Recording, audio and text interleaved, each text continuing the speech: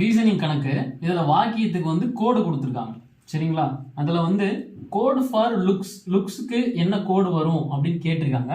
அது கீழே ஆப்ஷன்ல இருக்கு. இதை செக் பண்ணி பார்த்து நம்ம போடலாம். இதை எப்படி ஈஸியா சால்வ் பண்றது அப்படின்னா, இந்த கேள்வி வந்து தமிழ்லயும் இருக்கு.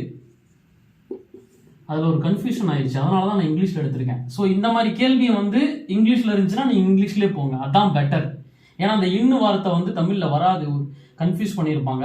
அதனால இந்த கேள்வி மட்டும் நான் இங்கிலீஷ்ல எடுத்திருக்கேன். சரி, ஏன் இங்கிலீஷ்ல எடுத்தேன் அப்படிங்கிறத சால்வ் பண்ணும்போது உங்களுக்கே தெரியும். இப்போ ஃபர்ஸ்ட்ல பாருங்க, ஸ்கை இன் ப்ளூ.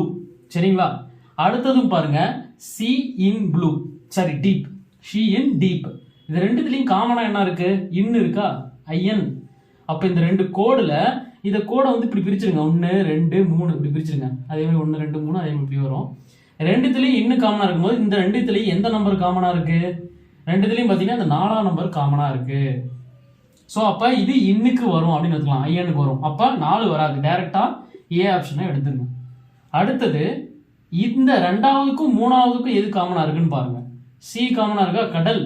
சோ இது காமனா இருக்கு. அப்ப 2லயும் 3லயும் எது காமனா இருக்குன்னு பாருங்க. 6ஆம் நம்பர் காமனா இருக்கு. ஸோ அப்போ அந்த 6ஆம் நம்பர் எடுத்துடலாமா? அப்போ ஆப்ஷன் பியும் வராது.